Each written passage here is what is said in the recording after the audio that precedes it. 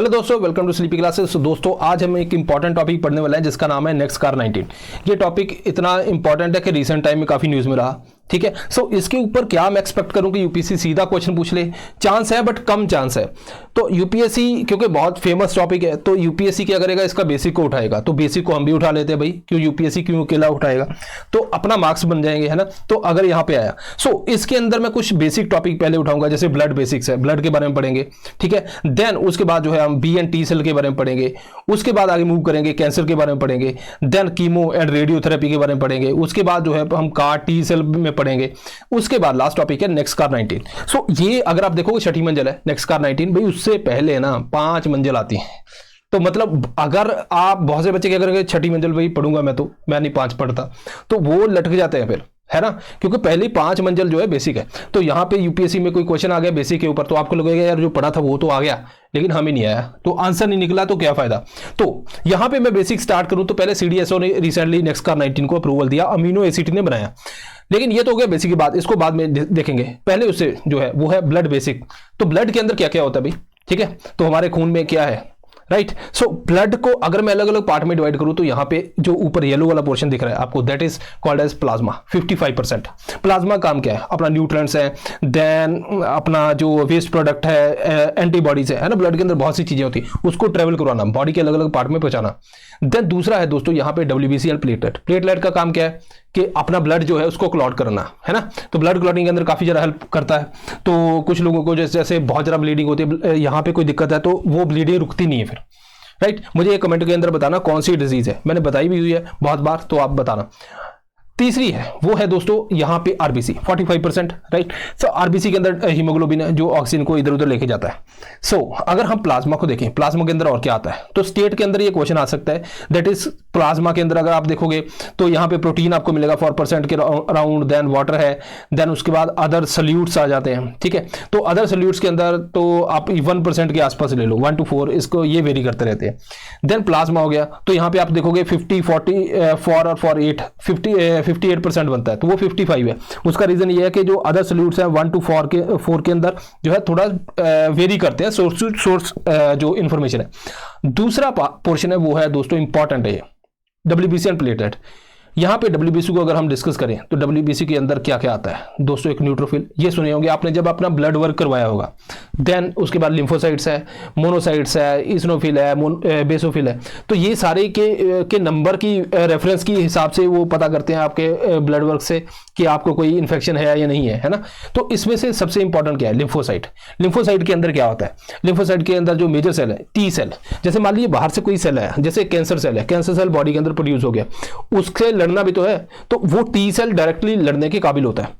लेकिन हमेशा T cell वो इतना इफेक्टिव नहीं होता। क्यों नहीं होता, यही तो पढ़ना है हमने CAR 19 CAR T cell and next CAR 19 में। ठीक है, दूसरा है कि वो बी सेल कोई बोलता है, जैसे टी हेल्पर सेल है, तो अगर कोई मान लीजिए इन्फेक्शन है तो T helper cell B cell को बोलेगा भाई एंटीबॉडी बना, तो वो बी सेल एंटीबॉडी बनाने लगता है।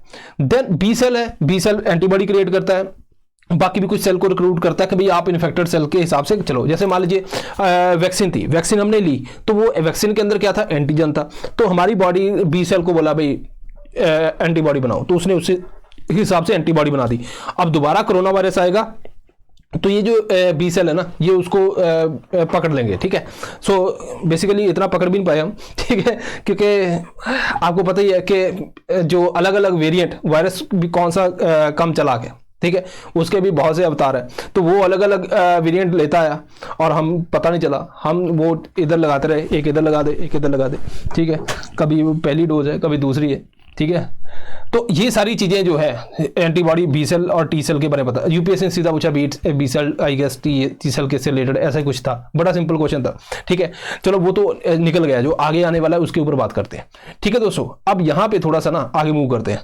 आगे अगर मूव करेंगे तो वो है दोस्तों बैच 2, ये आने वाला है। ठीक है, बेसिकली आ चुका है।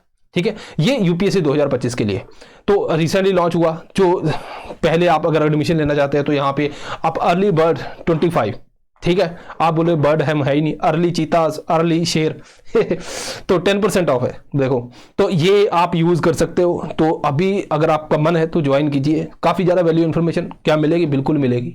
और यहाँ पे जो है आप जितनी जल्दी ज्वाइन करोगे उतना ही आपका जो है सिलेबस जो है कवर होता जाएगा, उसके साथ आप रह पाओगे। तो ये सारी चीजें इसके अंदर रहती हैं।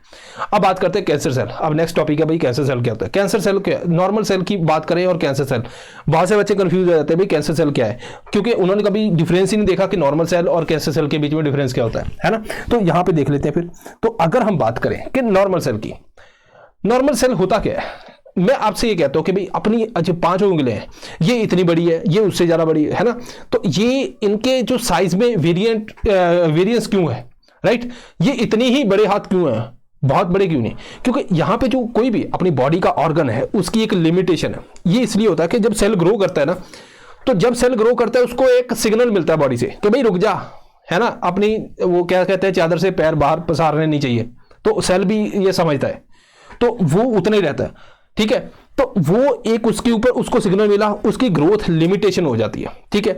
जब सेल को ग्रो करना है उसका भी सिग्नल मिलता है, राइट। ये समझो कि जैसे हम घर वालों के अंडर है, तो घर वाले बोलेंगे कब बाहर निकलना है कब अंदर आना है, मतलब जैसे जेल के अंदर होता है, घर तो चलो फिर भी हम मानते नहीं घर वालों की, तो जेल के अंदर है कि कब बाहर जाना है, लेकिन जेल में कौन मानता है मतलब वैसे समझ लो कि कोई भी अगर है ओबीडियंट है ना बच्चा जो है, कि घर वालों ने बोला अब बाहर जाना है इतने बजे अंदर आना है, ठीक है, अब तुझे ये काम करना है अबू, तो वो सारा आप करो, तो वैसा है ना, ऐसा कोई बहुत ही मुश्किल से आजकल मिलता है, ठीक है दोस्तों। तो सेल भी है, जब ग्रो करना है बॉडी सिग्नल देगी तब ग्रो करेगा, जब ग्रोथ उसकी रुकनी है बॉडी सिग्नल देगी तब रुकेगी, जब वो सेल जो है वो खत्म हो चुका है डेड, तो उसकी डेथ भी जो है वो बॉडी डिसाइड करती है, सिग्नलिंग सिस्टम डिसाइड करता है, ये सारा सिस्टम करता है।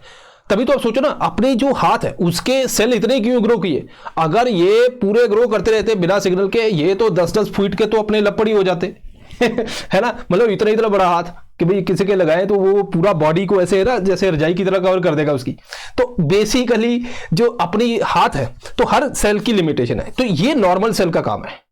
कैंसर सेल जो है वो बिगड़े हुए बच्चे की तरह है, उसको बोलोगे भाई ग्रो करने को, कोई बोलता नहीं, उसको बोलेंगे रुक जा, वो कहेगा किस बात के लिए, है ना, तो उसको जो कहेंगे कि घर से बाहर नहीं जाना, मतलब बॉडी के एक एरिया से दूसरे एरिया के नहीं जाना, वो कहेगा किस बात के लिए, तो वो बात नहीं मानता। तो बेसिकली अगर हम देखेंगे कि जैसे नॉर्मल सेल की बात करता हूं, ये ग्रो तब करते हैं जब सिग्नल रिसीव होता है, कैंसर सेल के अंदर ये सिग्नल सिस्टम एब्सेंस कोई है ही नहीं, तो वो जब ग्रो करते हैं तो ग्रो ही करते जाते हैं, ठीक है। दूसरा जो नॉर्मल सेल है एपोप्टोसिस फॉलो करते हैं, मतलब उनकी डेथ होती है, राइट। कैंसर सेल का ऐसा कोई सिग्नल उसको भी इग्नोर कर देते हैं। तीसरा जो नॉर्मल सेल है, जैसे अपने ये वाले एरिया के सेल है ना, बॉडी के बाकी एरिया के सेल, ये बहुत ज्यादा ट्रेवल नहीं करते, गेड़ी का शौक नहीं इनको, तो ये उसी एरिया के अंदर रहना पसंद करते हैं। कैंसर सेल जो है वो ग्रो करते हैं देन ब्रेक होके बॉडी के आगे ट्रेवल करते हैं, इसीलिए तो बॉडी के अंदर कई बार पूरी बॉडी के अंदर जो कैंसर फैल जाता है, ठीक है। देन इम्यून सिस्टम बेसिकली क्या करता है कि जो डैमेज कैंसर से नॉर्मल सेल है ना उनको खत्म कर देता है, लेकिन कैंसर सेल के अंदर क्या होता है कि जो नॉर्मल कैंसर सेल जो है इम्यून सेल को जो बेवकूफ बना देते हैं, इम्यून सिस्टम उनको रिकॉग्नाइज नहीं कर पाता। यहां पे इम्यून सिस्टम के अंदर क्या आता है, टी सेल इसको खत्म करने की कोशिश करते हैं कैंसर सेल को, ठीक है। लेकिन क्या होता है जब कैंसर होता है ना, वो टी सेल की इफेक्टिवनेस को कम कर देता है, ठीक है दोस्तों, यहां तक समझ आया। सो कैंसर और उसके अंदर जो कैंसर सेल कैसे परफॉर्म करते हैं। अब मैंने आपको बताया था इम्यून सिस्टम कि टी सेल जो है कैंसर सेल को खत्म करने की कोशिश करते हैं, लेकिन कैंसर सेल इतनी जल्दी खत्म नहीं होते, तो फिर ऑप्शन क्या बचता है, कीमोथेरेपी, रेडियोथेरेपी। कीमोथेरेपी के अंदर क्या है, केमिकल दो, ठीक है, और सेल को खत्म करने की कोशिश करो। रेडियोथेरेपी के अंदर क्या है, रेडिएशन दो।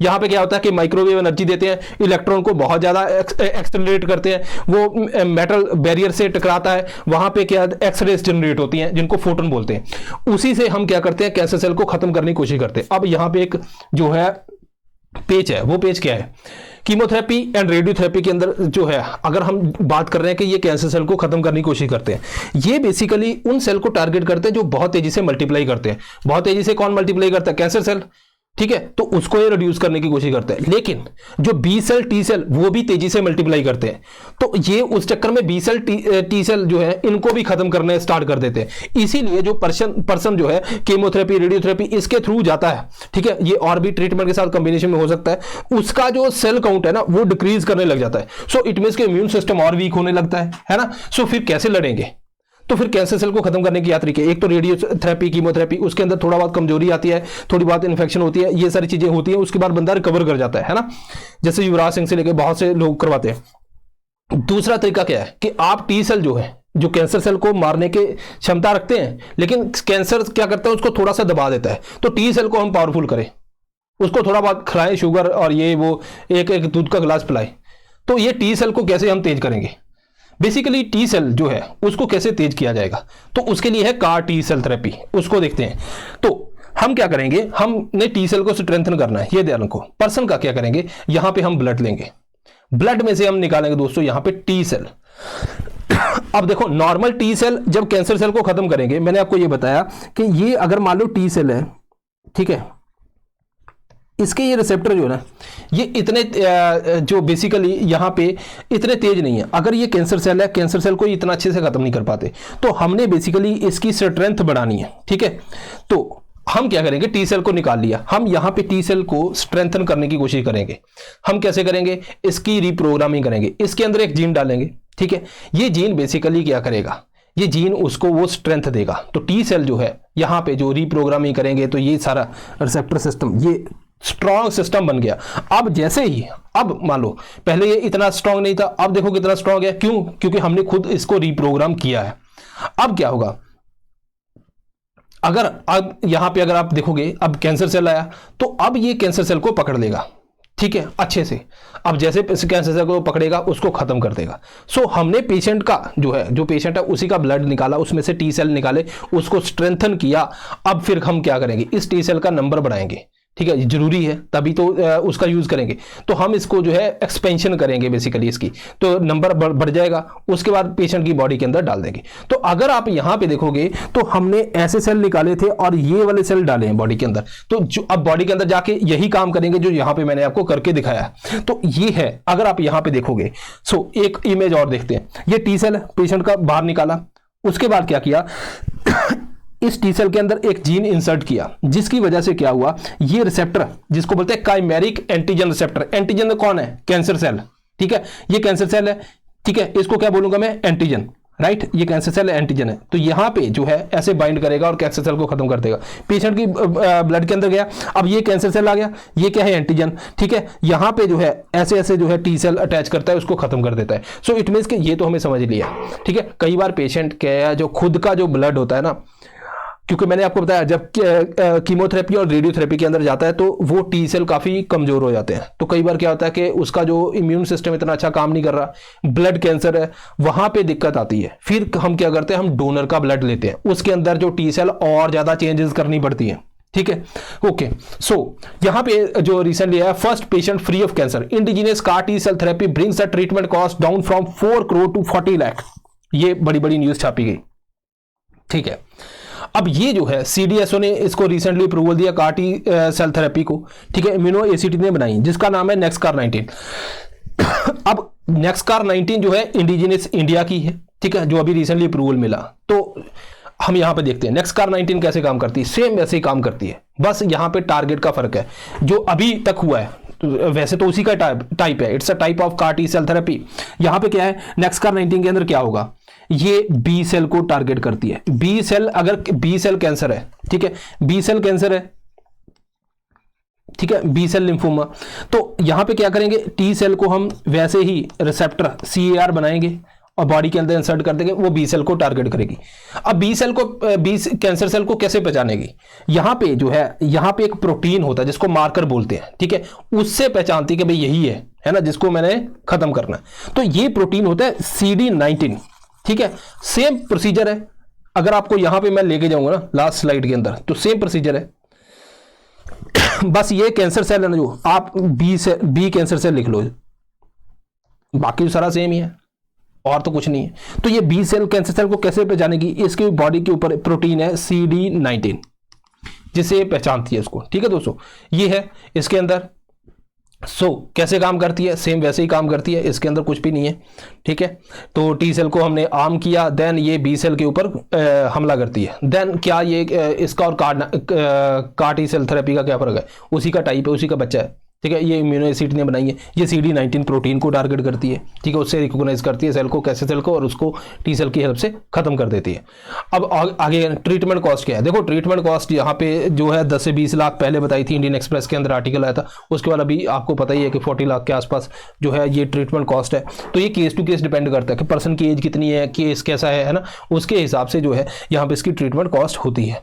तो ये थी दोस्तों जो इंपॉर्टेंट इन्फॉर्मेशन, ठीक है। So this is all. So I hope कि आपको ये समझ आया होगा किस तरह से काम करते हैं। सेम प्रोसीजर है CAR T सेल थेरेपी, वैसे ही NextCAR19, बट आपको कैंसर सेल, कीमोथेरेपी, रेडियोथेरेपी, इसके अलावा जो है B सेल, T सेल, ये सारी चीज़ें, ब्लड बेसिक्स, ये सारी आनी चाहिए।